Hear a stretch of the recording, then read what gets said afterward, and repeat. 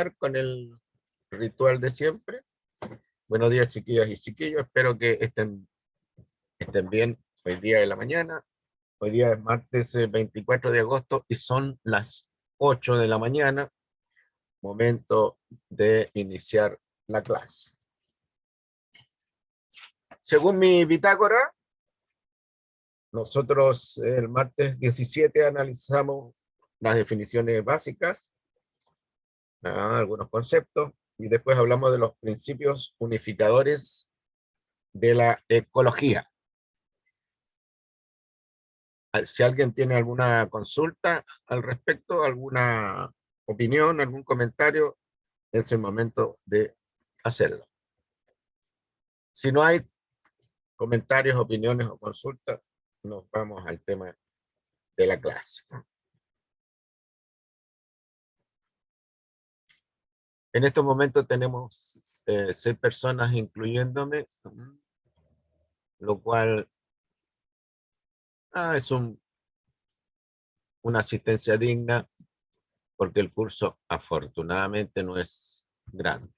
Bien, no habiendo preguntas, vamos a proceder entonces al análisis de la materia de hoy día. La ecología como ciencia de integración que pone varios elementos bajo sistemas más grandes, ha propuesto un modelo que se llama modelo de organización de la ecosfera, pero también lo pueden encontrar ustedes como organización de la materia.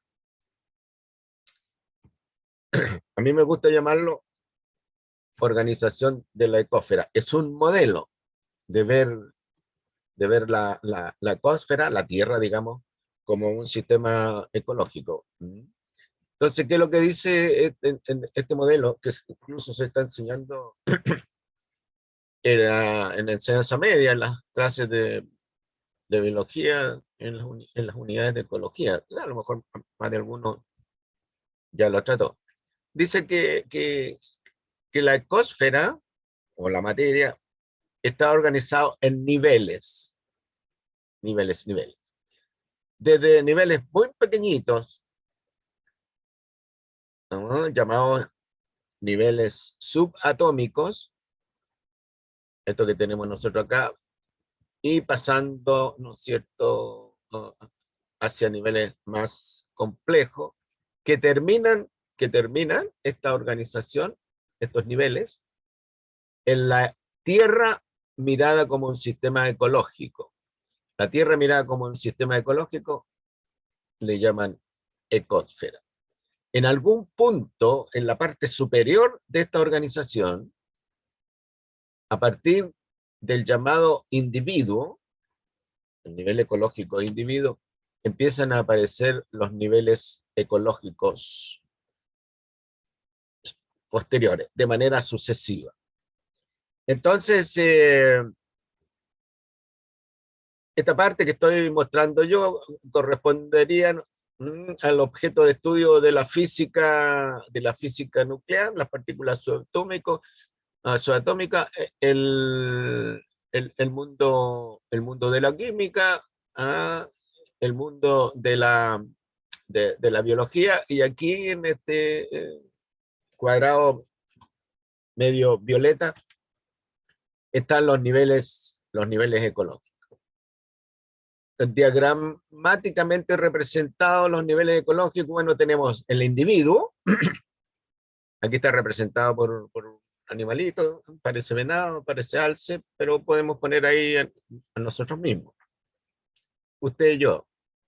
Después tenemos el nivel ecológico de la población, conjunto de individuos, como por ejemplo la población de Serena Coquimbo, la población de Chile, la población de Sudamérica, la población del continente americano, la población mundial, y después tenemos nosotros las comunidades, que son agrupaciones de poblaciones que viven en un determinado lugar. Después tenemos los ecosistemas, que son estos, y finalmente tenemos la asociación, la agrupación de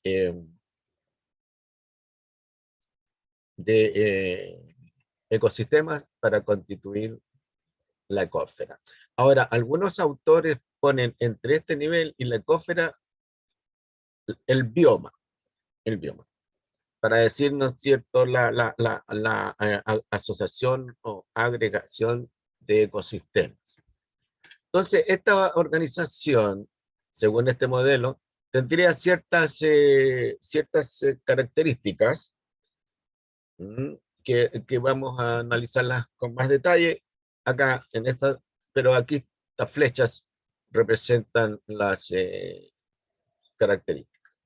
La primera característica, que la complejidad es creciente. Aquí estamos hablando de sistemas. Entonces, en los niveles inferiores, en los primeros niveles de la ecósfera, ya tenemos niveles relativamente simples. Esto, entre comillas, relativamente simple, porque estudiar las partículas subatómicas no es tan sencillo, pero son lo más simple que habría de acuerdo a este modelo. Y a medida que vamos ascendiendo, va subiendo la complejidad. Entonces se dice que, por ejemplo, usted como sistema de organización es más complejo que el átomo. Y te dicen, bueno, la razón parece ser como obvia, porque usted está conformado por varios miles, si no millones de átomos. Y cada átomo tiene su propia complejidad. De manera que los átomos, cuando interactúan para formar moléculas, las moléculas cuando interactúan para formar macromoléculas, qué sé yo, empiezan a aumentar la complejidad. Y empiezan también a aumentar las propiedades. ¿Ya? Las propiedades que surgen de las interacciones de los elementos que componen el sistema se conoce con el nombre de propiedades sinérgicas. Esto lo podemos representar nosotros de una manera un poco más simple. Las propiedades sinérgicas que vemos nosotros en el equipo de la selección chilena cuando juega bonito y gana el partido. Donde lo que hace Vidal, por ejemplo, se agrega más que sumatoriamente a lo que hace Alexis Sánchez o lo que hacen los otros jugadores. Entonces resultan un conjunto de propiedades que nosotros vemos que el equipo juega de manera sincronizada, de manera armónica, de manera más eficiente que el equipo oponente, y termina ganando el partido. Las propiedades sinérgicas se pierden cuando el Vidal anda desconcentrado, ¿no es cierto? El Alexis Sánchez anda enamorado y el Turboman anda timeout. Se pierden esas. Y las interacciones que hay, las interacciones que se producen durante el partido, bajan en calidad. Después, la tercera característica es que a medida que ascendemos nosotros en estos niveles, aumenta el tamaño de la unidad. Bueno, decimos las partículas subátómicas son pequeñísimas, el átomo es pequeño, pero es más grande que las partículas subatómicas porque el átomo contiene a las partículas subatómicas. Usted como individuo, ciertamente, más grande que los órganos que lo componen, y así sucesivamente, tamaño creciente de la unidad. Y lo otro interesante es que a medida que vamos subiendo en esta organización, los números que conforman, los números que podemos encontrar un determinado nivel disminuyen. Por ejemplo, a nivel atómico tenemos miles, si no millones de átomos. Es en el extremo pequeño de esta organización. En el extremo superior tenemos una sola Tierra. Entonces comenzamos con miles de millones de átomos en el nivel atómico, ¿para qué decir en el nivel subatómico? Y la unidad, a medida que nos vamos moviendo, se va haciendo más grande, aumenta en complejidad, pero disminuye en número. Entonces tenemos una sola Tierra. Y la unidad que viene a continuación, lo que yo decía recién, el bioma, fíjense ustedes que nosotros lo podemos contar con con los dedos de la mano. Porque los biomas son grandes unidades de carácter continental. Y recuerden ustedes que los continentes nosotros los podemos contar con los dedos de la mano. A medida que nosotros ascendemos en esta organización, los sistemas tienden a una mayor entropía, a un mayor desorden. Pero nosotros vemos, ¿no?, que los sistemas en general están ordenados. Ahora estamos viviendo un desorden, pues. Fíjense ustedes. El ataque del coronavirus, de un maldito virus, está haciendo entrópico a los sistemas, no tanto a los sistemas naturales, fíjense ustedes, sino que a los sistemas socioculturales. Está dejando la tenda en la parte económica, la economía, los sistemas de salud están todos alterados, y nosotros tenemos que observar una serie de conductas para evitar que el virus se propague entre nosotros y cause muerte en las personas.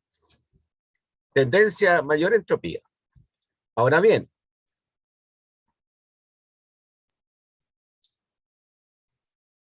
en general nosotros vemos estos sistemas relativamente ordenados. Repito, de vez en cuando, ¿no es cierto?, nos viene a nosotros el terremoto, estamos bajo sequía además, estamos bajo los impactos del cambio climático global. Esas son todas fuentes entrópicas que tratan de desordenar el sistema. Pero nosotros vemos los sistemas relativamente ordenados, sobre todo los sistemas socioculturales nuestros. La Serena, por ejemplo, bueno, nosotros los vemos relativamente ordenados. Pero la Serena tiene la tendencia, como sistema ecológico, sociocultural, tiene la tendencia a la entropía, una mayor entropía. ¿Cómo logramos eso? Poniendo mayor energía. Entonces, mantener una ciudad un pueblo, mejor dicho, de 4.000 estudiantes, bajo 4.000 personas,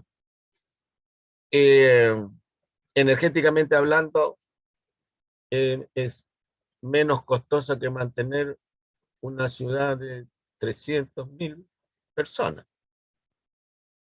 porque hay que poner atención, ¿no es cierto?, a los sistemas de alimentación, a los sistemas de la seguridad, a la iluminación, a la provisión de energía para actividades rutinarias. Todo eso es energía al final.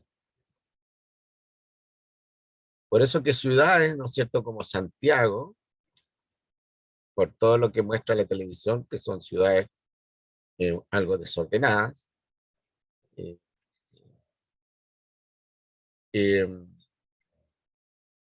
son energéticamente hablando, son bastante demandadas como ciudades como La Serena, Coquimbo.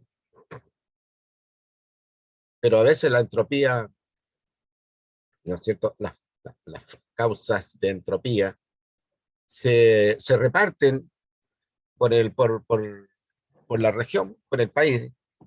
¿Qué fue lo que vimos nosotros en octubre del 2019?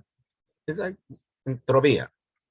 Ahora podemos pensar nosotros que la entropía se va acumulando como la energía de los terremotos. Me refiero a la energía entrópica, como la energía de los terremotos, que se va acumulando ahí, y de repente se producen los estallidos, en este caso estallidos sociales, que la gente sale a la calle a destruir, y vienen las fuerzas del orden que tratan de resguardar lo que nosotros entendemos por orden en ese sentido. Entonces se produce un choque, igual que cuando una placa se mueve respecto de otra. Y aparecen los apaleos, los muertos, los accidentados, y después viene el conflicto político de los derechos humanos, todo el asunto que ustedes están viendo en la tele. Por lo tanto, a medida que aumentamos nosotros el nivel, el nivel de complejidad, los requerimientos energéticos son crecientes. Y finalmente, este ordenamiento es inclusivo, una palabra, concepto muy de moda, inclusivo. ¿Qué quiere decir? Que el nivel de organización superior incluye al nivel de organización inferior. Entonces las moléculas tienen átomos, los átomos tienen partículas subatómicas. Eso es la inclusividad. Este modelo es interesante porque permite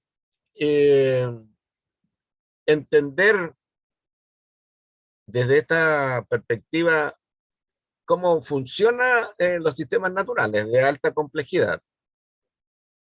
Y también, ¿no es cierto?, permite entender el efecto que pueden tener fuerzas naturales, llámele usted un terremoto, llámele usted una sequía, llámele usted un huracán, un tifón, un tornado, un temporal, todas estas cosas sobre estos sistemas.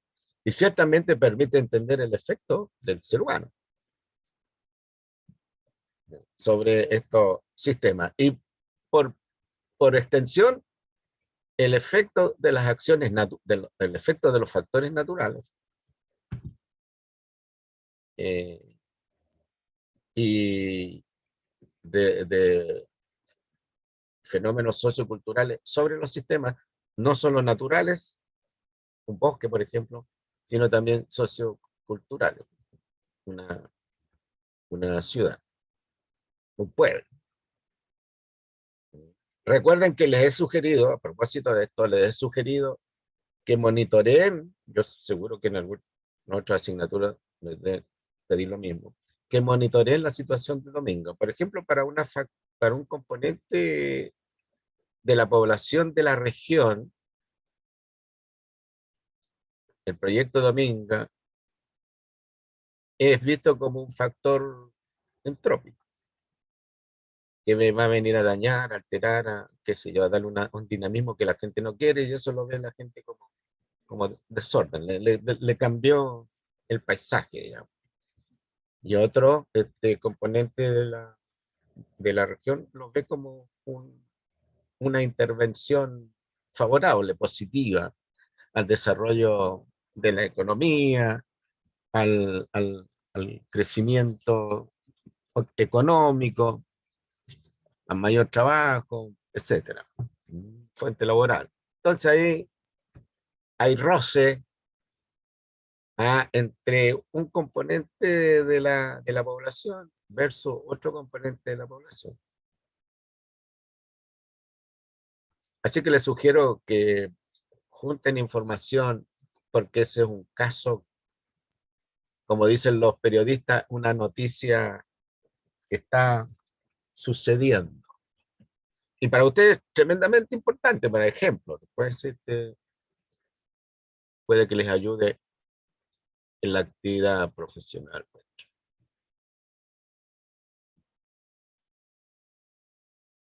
¿Alguna pregunta, comentario, jóvenes? Chiquillos, chiquillos. ¿Qué pasó acá? No por el momento, profe. Bien, gracias.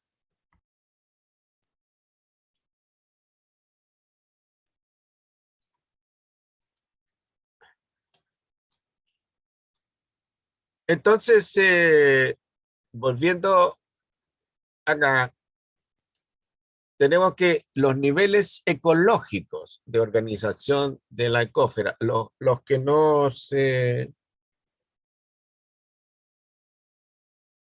interesan a nosotros dentro de la organización ecósfera. Bueno, ustedes estudian, ¿no es cierto?, física, estudiarán, ¿no es cierto?, los niveles pertinentes, estudian química, los niveles pertinentes. Aquí Los niveles ecológicos son los que están acá. El primer nivel ecológico es el individuo, que está representado, como decía recién, por ese animalito que está ahí. Pero podemos perfectamente tomar como ejemplo a nosotros mismos, usted y yo, nivel ecológico. Después tenemos la población, hacia arriba, la población. Después tenemos la comunidad, después tenemos el ecosistema, y aquí en esta diagrama no aparece el bioma, justo entre estos dos, y finalmente tenemos la Tierra mirada como ecosistema ecológico. Los niveles ecológicos son sistemas complejos que encontramos nosotros eh, en la Tierra, mirada ahora como un planeta. Tierra y ecósfera quieren decir lo mismo, pero mirado desde distintas perspectivas. Así que vamos a comenzar a analizar a continuación el primer nivel ecológico, en otras palabras, el individuo. Así es que voy a dejar de compartir y me voy a meter a la clase siguiente.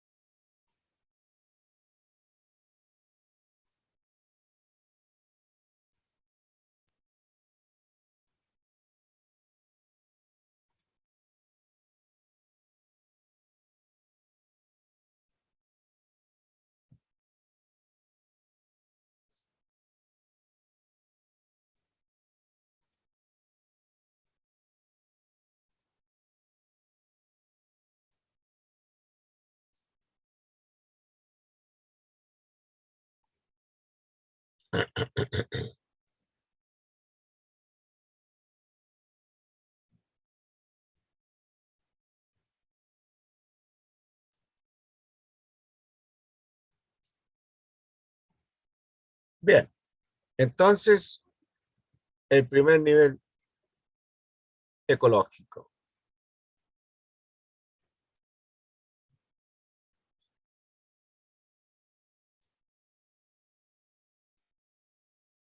Vaya.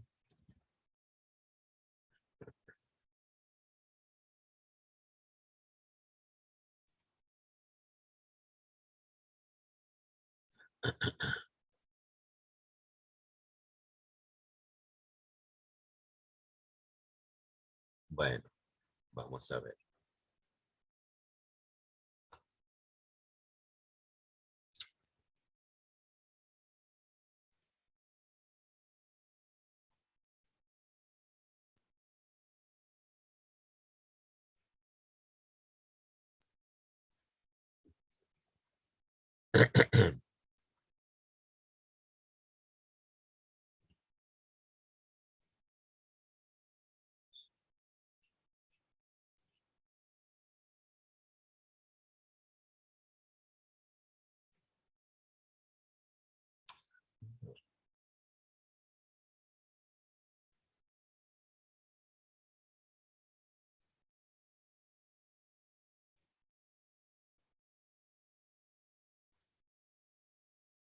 Ahora sí.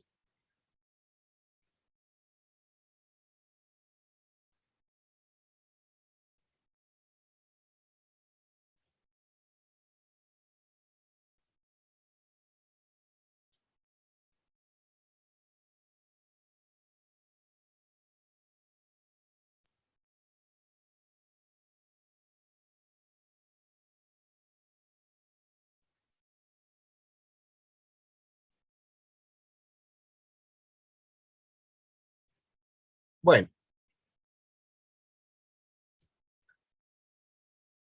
entonces como dije, vamos a examinar el nivel ecológico del individuo.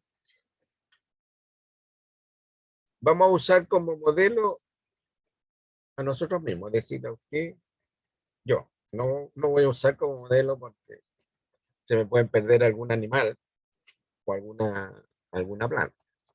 Además, nosotros como modelos somos interesantes porque tenemos algunas características con nuestra condición de ser humano que no tienen los animales, el resto de los animales y las plantas y otros organismos. ¿Ya?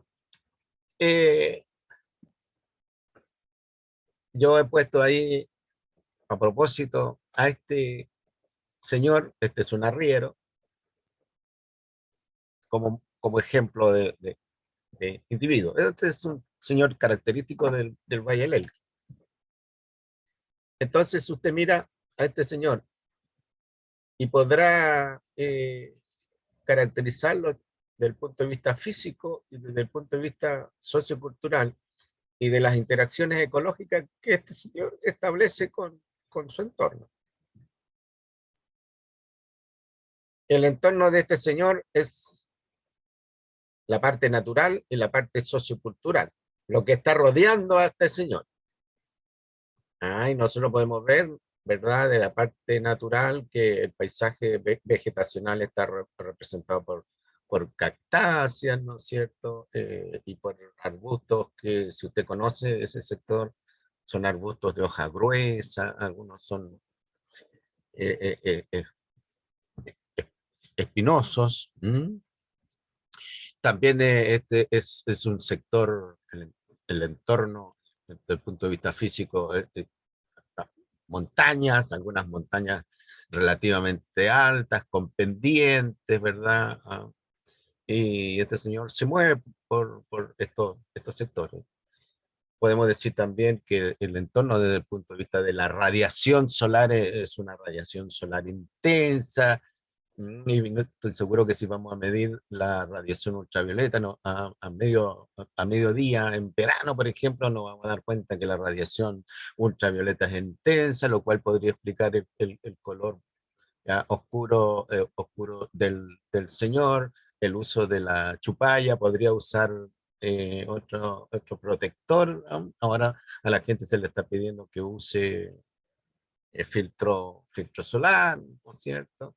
Este señor tiene una interacción ecológica con el animalito, la mula, la usa para desplazarse, para cargar leña, etcétera.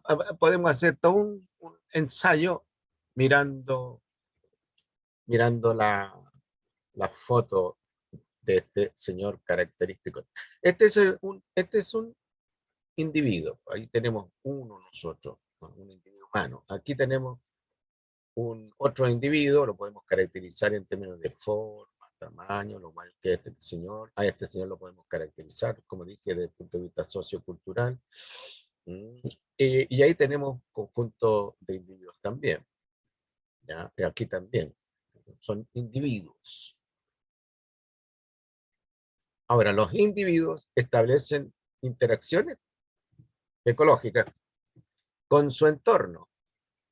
Y esta planta, ¿no es cierto?, está estableciendo interacciones con los quicos y viceversa, establece interacciones con el suelo, con el ambiente, mucho viento, ¿no? Eh, lluvia, mucha radiación solar, y como decía hace un momento, este señor también establece interacciones con el entorno. Mm. Ahora, respecto de este individuo, sujeto humano, el entorno biológico, físico, ¿ya?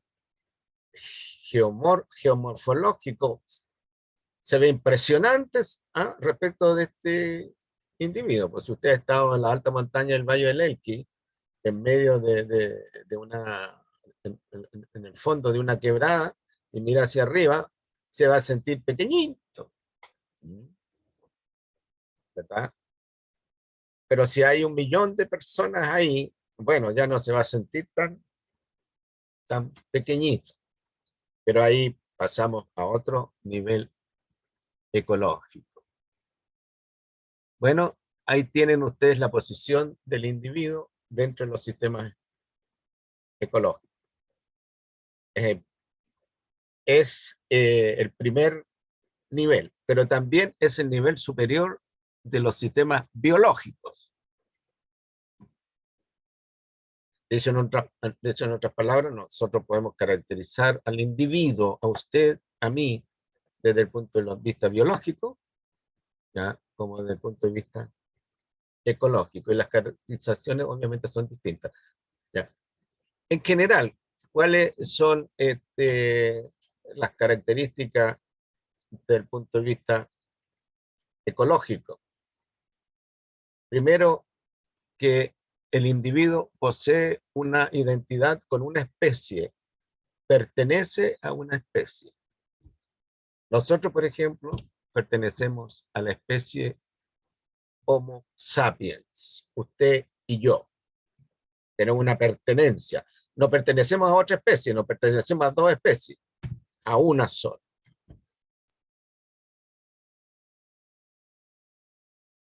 Donde esté usted, por ejemplo, en el fondo de una quebrada, usted va a estar representando a la especie humana.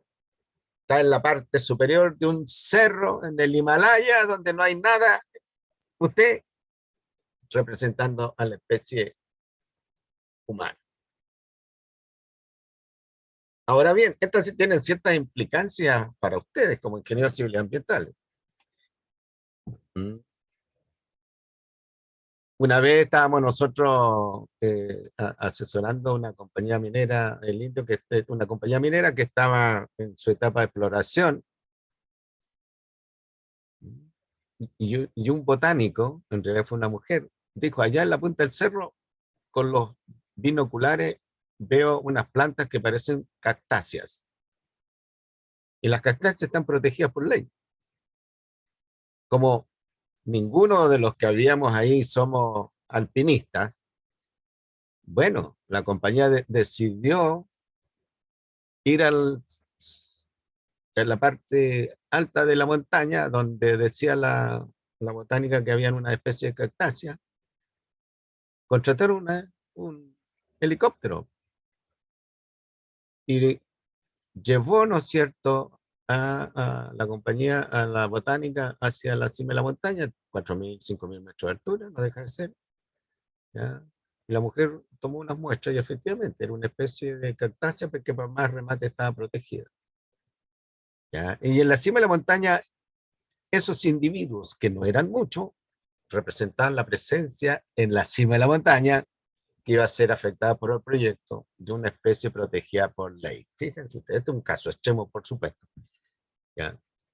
El individuo es un sistema abierto desde el punto de vista termodinámico. Eso quiere decir que intercambia energía, materia e información con su entorno.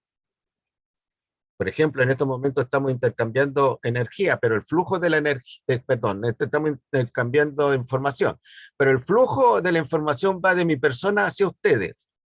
Ustedes están todos ocultos ahí en un cuadrado negro, no tengo idea. ¿Ya? No me mandan ninguna información al respecto, pueden estar durmiendo, yo aquí haciendo el loco, hablando. O puede que no estén. Yo veo aquí y lo registro a ustedes, pero puede que ustedes no estén, no me mandan ningún mensaje. Yo, en cambio, les mando mensajes de todo tipo, porque todos me están viendo el rostro, qué sé yo, el otro.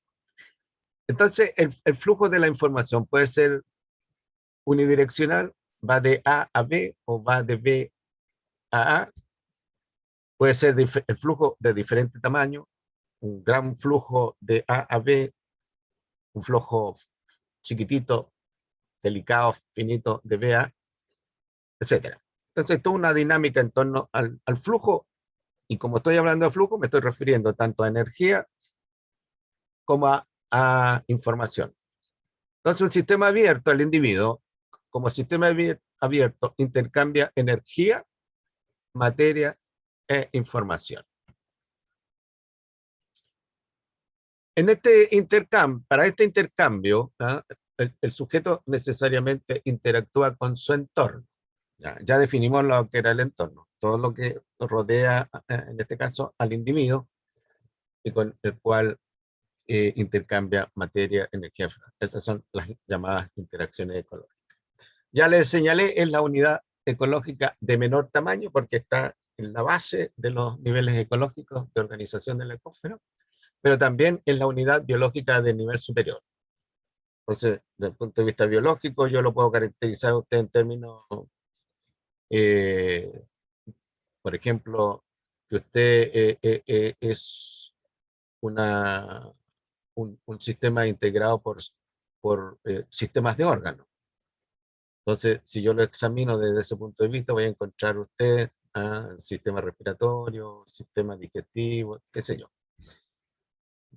Ahora, si yo observo, ya, supongamos que usted está enfermo, tiene fuertes dolores estomacales, ¿no es cierto? La defecación ocurre con sangre, con dolor, está flaco, qué sé yo. Soy médico y le examino el sistema digestivo, el estómago, le examino el intestino, y le digo, mire, su órgano está canceroso, su intestino tiene cáncer.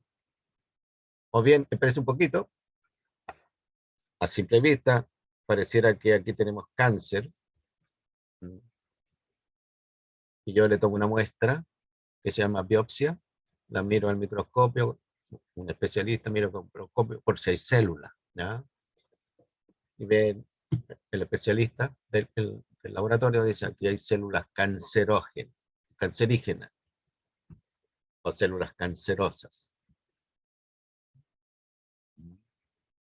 Y le llega el reporte al médico que le ha examinado su estómago, hay células cancerosas.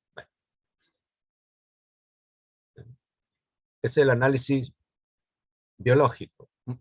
Más allá de células, bueno, ya vienen los análisis de naturaleza bioquímica, por ejemplo, que para estos propósitos no importa mucho porque ya está detectada la causa de sus malestares estomacales, sus malestares intestinales, cáncer gástrico, cáncer intestinal, qué sé yo. Bueno.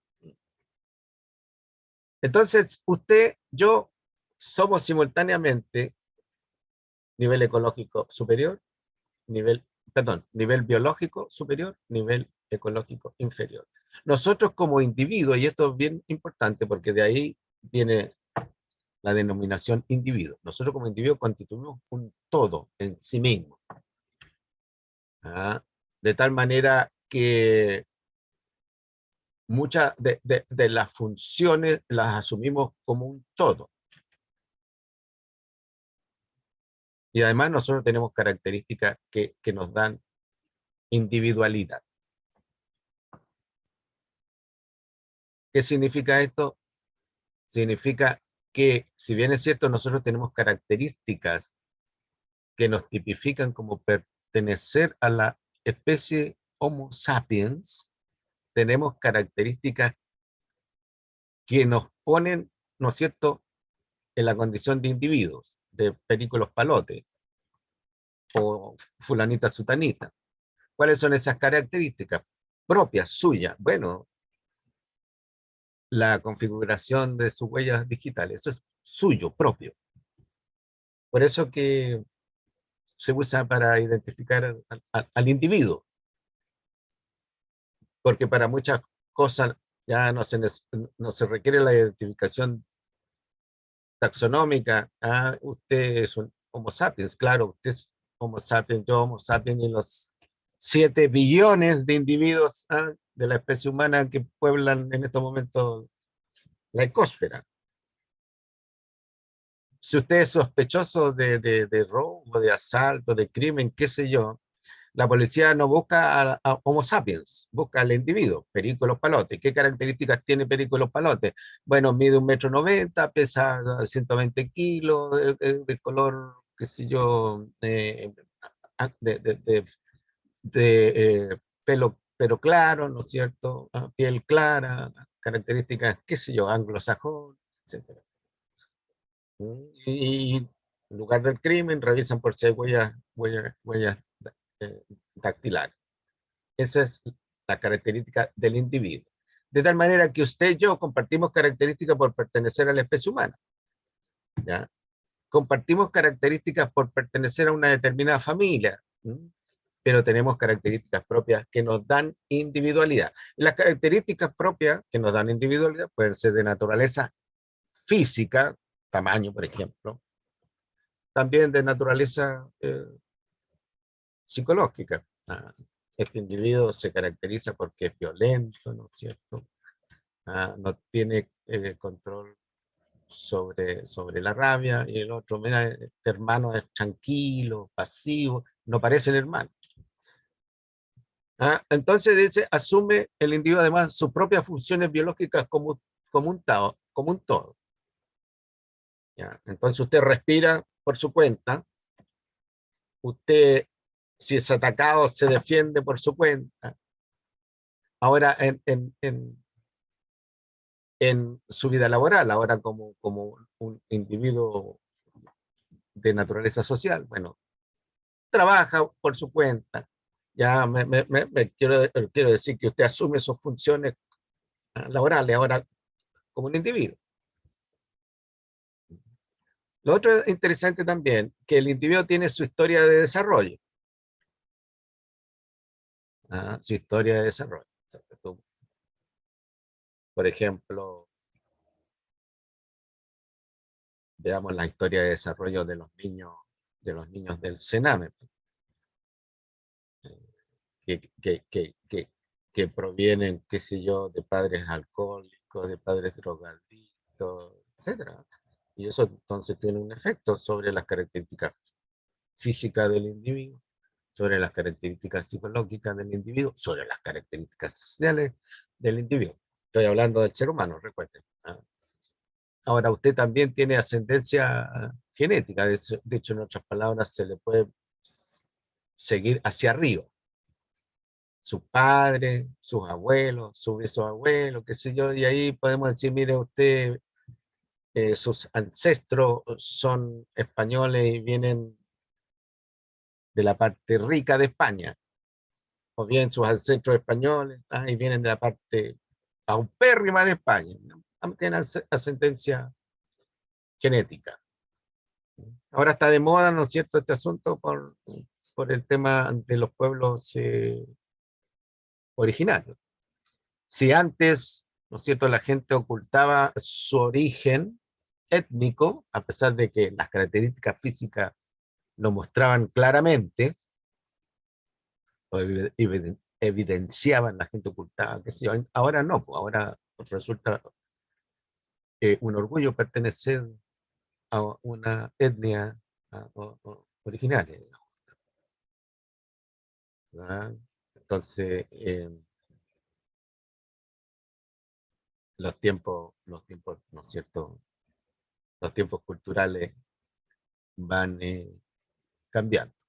El individuo ocupa un lugar específico que nosotros llamamos hábitat. ¿Mm? Hábitat. Nosotros como seres humanos, bueno, no vivimos en el medio del bosque, ¿no? En una cueva. Está claro donde nosotros vivimos, el hábitat.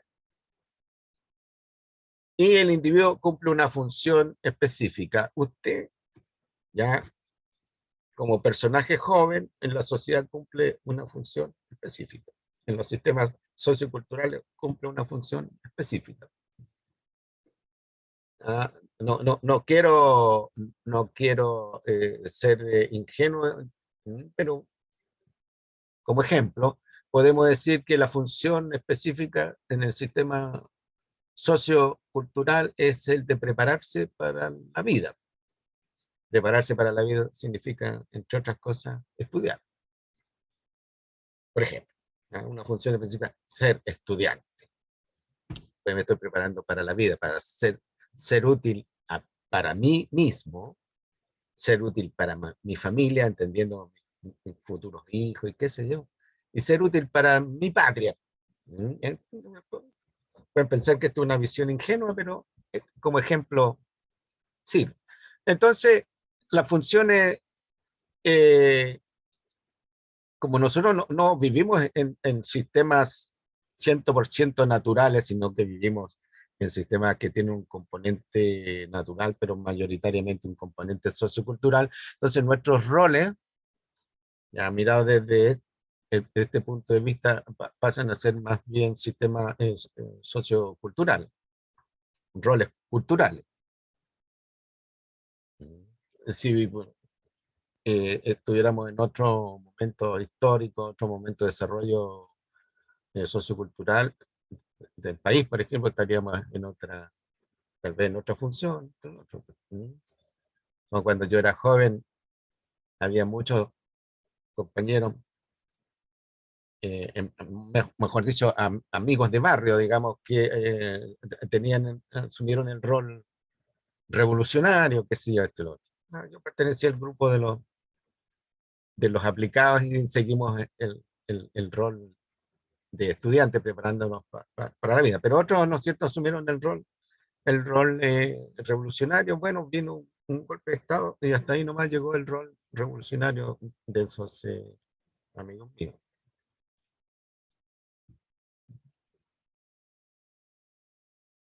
Entonces, el individuo humano, ¿verdad? Ahí tienen un famoso diagrama de Da Vinci.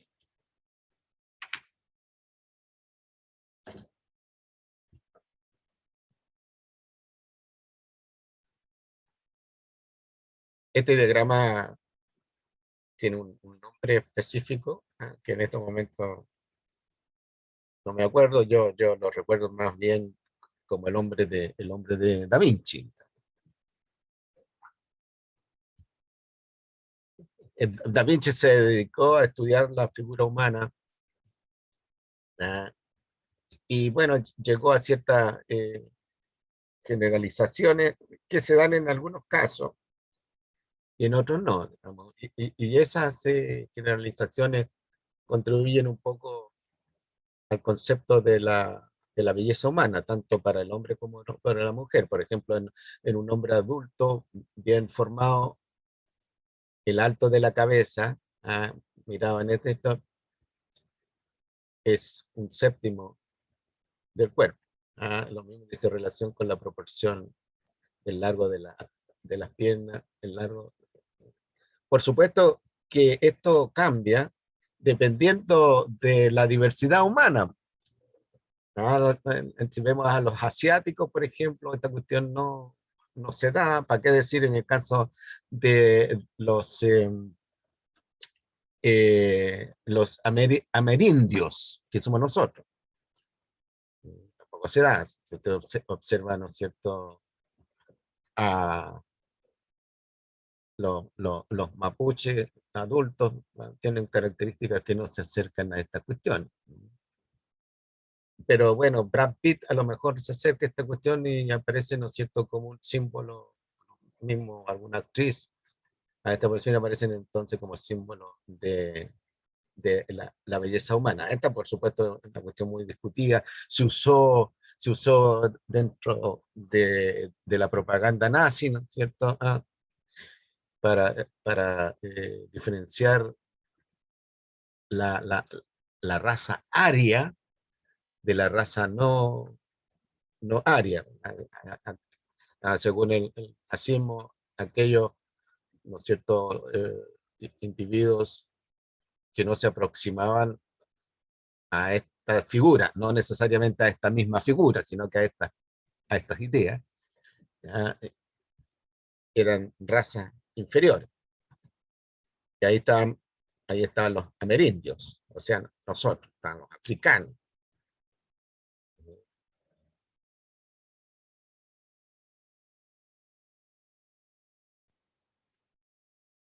Ahora bien, el individuo humano, ya señalamos, hace interacciones ecológicas con su entorno. Repito, entorno es todo lo que rodea, ¿no es cierto?, individuo y con el cual establece interacción. Después vamos a hablar nosotros del entorno de la población. Ahora, estas ideas yo las proyecto a los proyectos de ingeniería. Entonces, cuando se instala en un determinado lugar un proyecto de ingeniería, ese proyecto de ingeniería establece interacciones con el entorno. Como el proyecto de ingeniería no funciona solo, sino que funciona con seres humanos, con un equipo de seres humanos, dentro de los cuales están los ingenieros civiles y ambientales. Bueno, ese equipo de personas establece interacciones con el entorno. Ejemplo, vean Dominga, monitoreen a Dominga.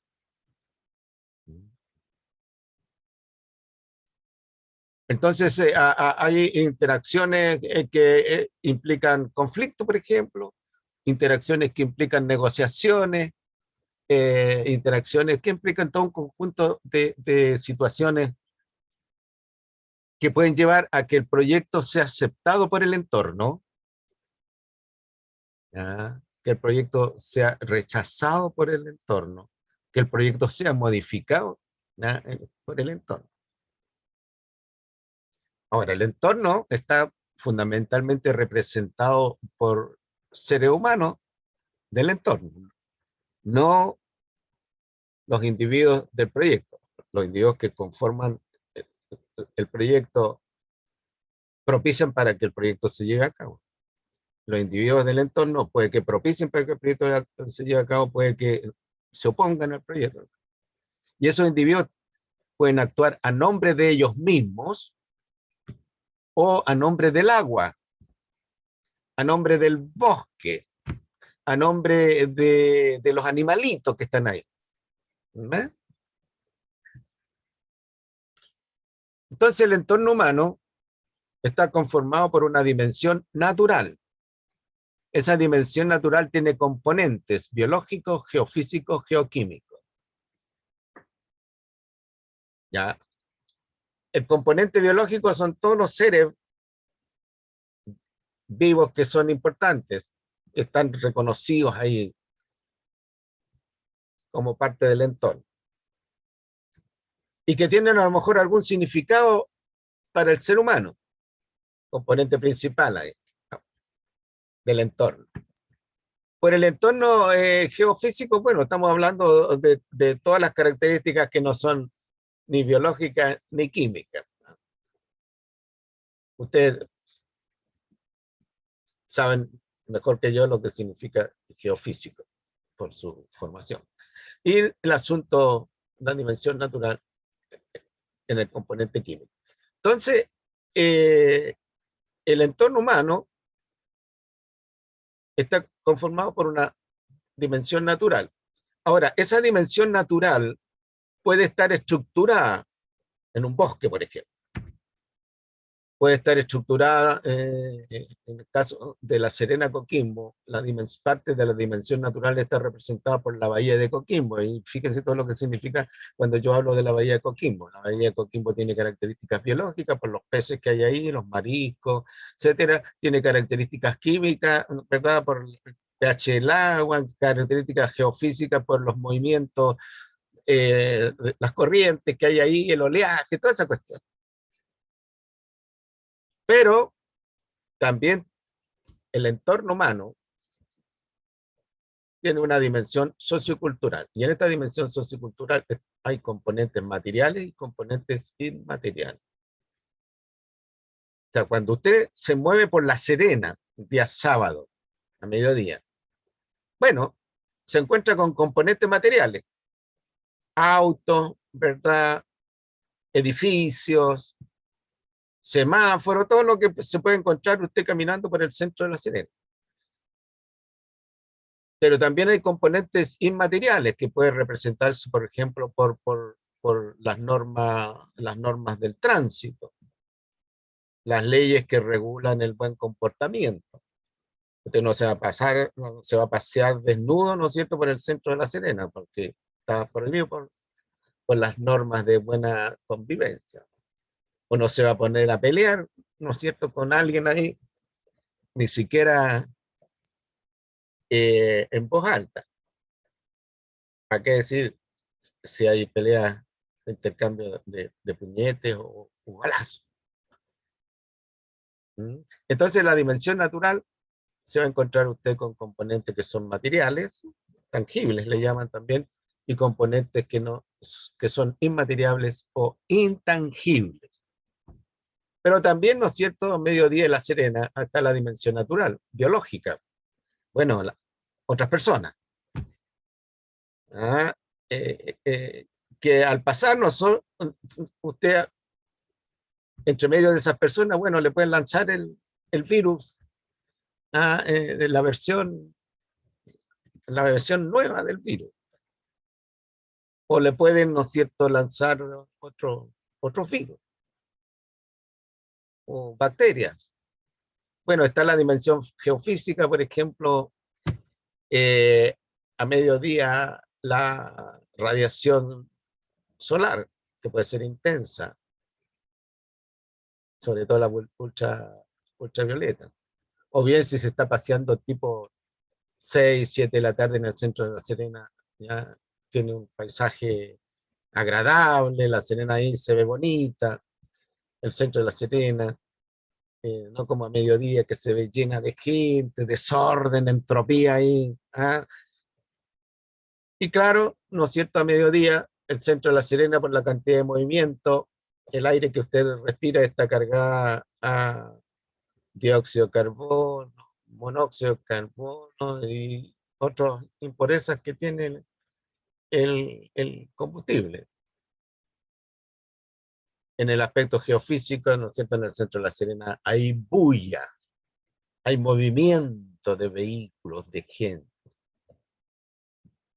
¿Ah? Entonces, si uno mira la Serena, por ejemplo, se va a encontrar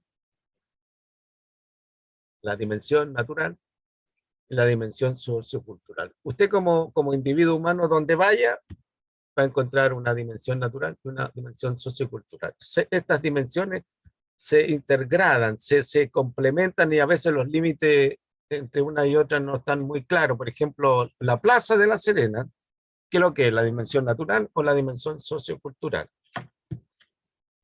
Es un artificio. La Plaza de La Serena, que es muy bonita, es un artificio sociocultural que tiene árboles, tiene plantas con flores, tiene agua una pileta que tira agua, ¿no es cierto?, en el centro, y uno va y se relaja y encuentra bonita en la plaza, qué sé yo, esto, lo otro, o descansa si anda haciendo un trámite. Es distinto, ¿no es cierto?, si estamos en el medio de la selva brasileña. En el medio de la selva brasileña, del Amazonas, domina la dimensión natural. También hay dimensión sociocultural si estamos ahí, ¿no es cierto?, eh, con una tribu amazónica. Pues. Ellos tienen su forma de vida, ¿no? Sus componentes materiales, muy simples, pero componentes materiales, y los componentes inmateriales que corresponden a las cosas intangibles de la cultura. Ahí tienen un extremo. Ahora, si estamos en Nueva York, en el centro de Nueva York, bueno, o en alguna otra gran ciudad muy artificializado, bueno, ahí va a predominar la dimensión sociocultural en sus componentes, sobre todo materiales, edificios por todos lados, puentes, calles, una locura. Y la dimensión natural, bueno, va a estar reducida, por ejemplo, a parques, como el Parque Central de Nueva York, que es una inmensa cuestión. Digamos. Pero también esa es una cosa sociocultural, porque es algo construido, que tiene vegetación, ¿no es cierto? Eh, esteros, ¿no? Por donde circula agua, pero eso está mantenido ad hoc en ese propósito, pero ahí no está claro ya el límite entre una cosa y otra. ¿Qué es lo que ha hecho el ser humano a lo largo de su evolución, que lo que dice en relación con su entorno, recuerden que todo ser vivo tiene un entorno, ¿ya? El ser humano es un ser vivo, por lo tanto tiene su entorno, y a lo largo de la evolución del ser humano ha ido disminuyendo en términos a veces bastante dramáticos la dimensión natural de su entorno en virtud de la dimensión sociocultural de su entorno. Por ejemplo, los niños chicos, y de ahí la importancia de estas granjas donde hay animalitos, donde hay, qué sé yo, cabras, donde hay ovejas, donde hay abejas, y qué sé yo. Y los niños quedan admirados, porque ¿qué niño citadino que vive en el centro de una ciudad se puede encontrar con una oveja, con una cabra, con una vaca? O sea, hay un chiste que una profesora pregunta en una clase, ¿no es cierto? A ver, niñitos, dice la profesora, ¿de dónde vienen los huevos? Y un chico dijo, del supermercado, señorita. ¿Ya? Hay algunos niños que conocen los huevos del supermercado, no se imaginan de dónde vienen los huevos, que es el supermercado. Y eso va siendo cada vez más intenso en una serie de aspectos. Yo estoy seguro que en el caso de ustedes, si son citadinos, digamos, asociados a las ciudades, muchas cosas naturales no las conocen. Entonces, ¿qué es lo que está pasando actualmente? Como que desde el punto de vista anímico, psicológico, al ser humano moderno le está faltando la dimensión natural. Y así explica la atracción de grupos humanos por ir a los espacios naturales, a los parques nacionales, por ejemplo, a ir a hacer trekking, ¿ah? Y el avance del ecoturismo. Yo no sé si les he contado, pero una vez fui yo aquí a Chañaral de Aceituno y me uní a un grupo de personas que hicieron un tour por la bahía de Chañaral de Aceituno. Y la gente se emocionaba cuando veían a las ballenas a hacer su gracia, a los delfines. Se le llenaban los ojos de lágrimas a la gente. ¿Mm? Hasta uno que estaba metido en estas cosas se entusiasma. Pues yo una vez fui a ver en en el zoológico de San Diego en Estados Unidos. Yo quedé con la boca abierta, se me cayó la saliva al ver a los gorilas. ¿Mm? También me tocó observar una vez en otro zoológico al oso panda. Estuve como 3 horas esperando que el panda, ¿no es cierto?, que tenían de exposición diera su vuelta cerca de mediodía. El animal se dio una vuelta que no duró 10 minutos. No, se emociona uno. Ver, ver el koala, por ejemplo, también por ahí en un zoológico, el koala, se emociona uno. Y después ver en televisión los koalas en las carreteras en Australia quemados por los incendios forestales. Y los animales con una cara de dolor, qué sé yo, de la gente, los australianos lloraban por los animales, los quemados, ¿no? Pero salvaron a muchos, pero no a todos. Entonces, en nuestra evolución nosotros nos hemos ido alejando de esto. Y pareciera ser que este alejamiento está teniendo efectos psicológicos sobre el ser humano moderno, porque nosotros hemos favorecido esta dimensión en función de esta dimensión. Ahora bien, nosotros y esto también es importante para ustedes, nosotros como seres humanos, como individuos, en este intercambio en materia, energía e información, lo hacemos porque tenemos necesidades. O sea, necesidades son exigencias que tenemos que atender para poder vivir. ¿Ya? Tenemos necesidades, es decir, exigencias con nuestra naturaleza biológica, alimento, por ejemplo, aire limpio, agua de calidad, suelo de calidad para tener, ¿no es cierto?, alimento de calidad. Necesitamos ser protegidos por algo, para poder vivir como seres biológicos, pero también tenemos un conjunto de necesidades para poder vivir como seres humanos. Entonces así se diferencian las necesidades vitales también. Aquí tenemos, perdón, se diferencian las necesidades vitales, aquellas que necesitamos para vivir como entidades biológicas, ¿ya? También le llaman necesidades básicas, y las necesidades suntuarias que necesitamos atender, dar satisfacción por mi condición, por nuestra condición de seres humanos. ¿Qué es lo que ha pasado a lo largo de la evolución humana?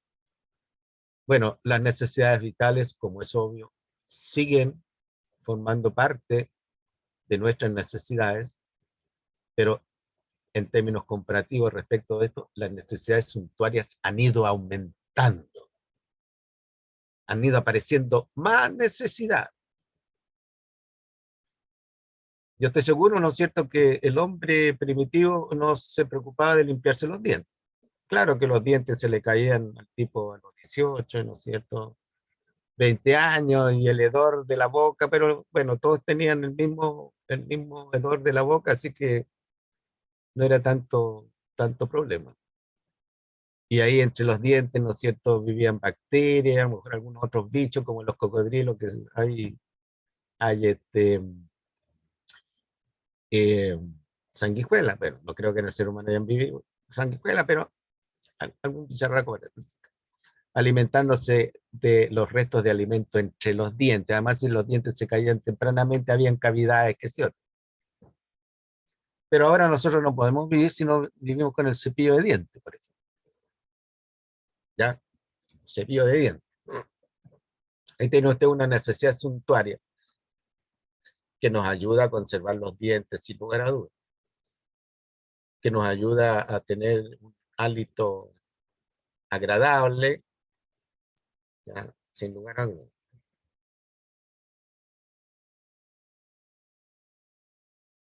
Ahora, algunas necesidades suntuarias se han transformado por lo complejo de la vida moderna nuestra en necesidades vitales. No podemos vivir si no están a mano. ¿Ya? Ejemplo, los celulares. La computadora. Si ustedes no tienen computadora, acceso, no podrían estar, ¿no es cierto?, asistiendo a clase. Entonces, ¿qué es lo que ha ido pasando a lo largo de la evolución? Las necesidades vitales siguen siendo las mismas: aire de calidad, agua de calidad, alimento de calidad, lugar, hábitat, calidad para protegernos de los enemigos, de las enfermedades, el suelo que produzca alimentos, ¿no es cierto?, de calidad.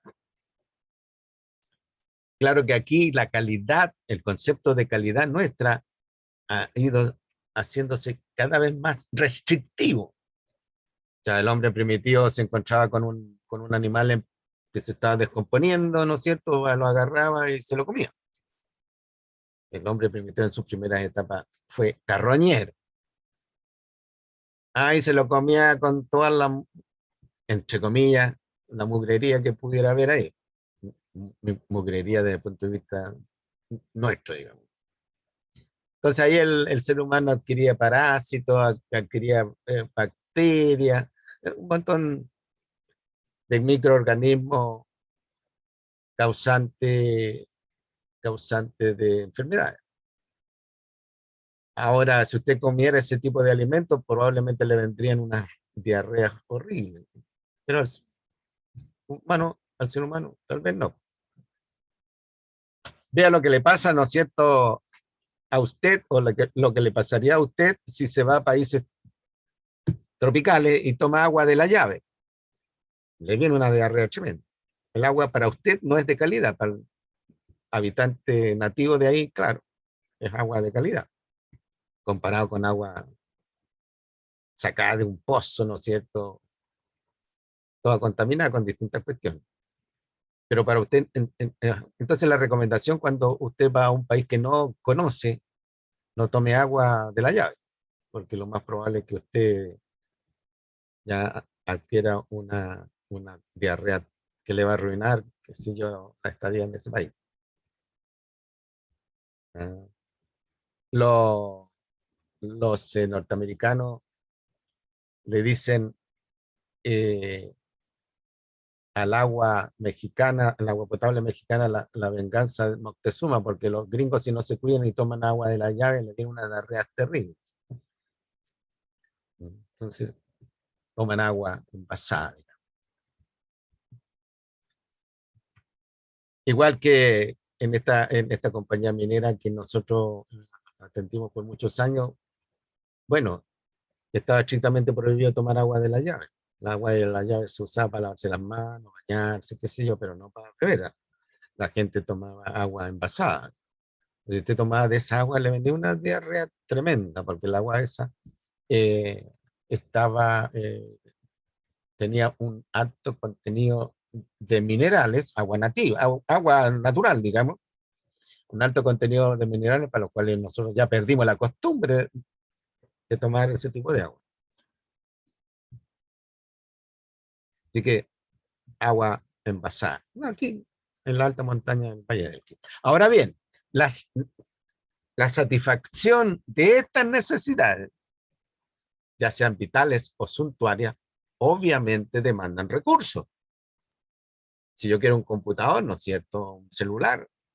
Bueno, el celular se elabora con recursos. Y los recursos son de dos tipos. Recursos naturales. El litio, por ejemplo, creo que se usa en los celulares. La batería del celular no va, piensen en eso, recursos naturales. Pero también tienen recursos socioculturales. Pues. Alguien que armó el celular, alguien que lo diseñó, alguien que encontró los fundamentos físicos para el celular, los fundamentos físico-químicos para el celular. Esos son recursos entonces socioculturales. ¿Qué es lo que está pasando? Que puesto que nosotros hemos ido aumentando el conjunto de necesidades suntuarias, ya ha ido aumentando la demanda de recursos naturales y socioculturales. Bien, no puedo seguir más adelante porque la cosa demanda tiempo de explicación, así que vamos a quedar aquí, como hay 5 minutos, si alguien tiene alguna duda, alguna pregunta, algún comentario, alguna experiencia que compartir, eh, referido a estas materias, por supuesto, bienvenido o bienvenida sea. Así que les ofrezco la palabra, chiquillos y chiquillas.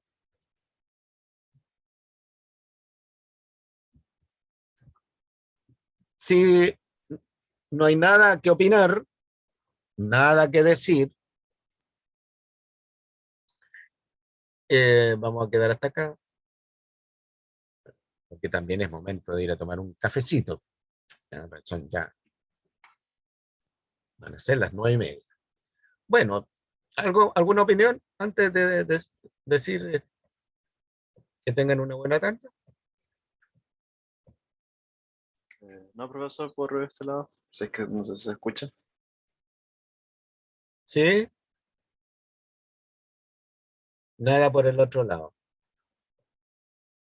Por Muy mi bien, parte entonces. tampoco. ¿Así? Dígame.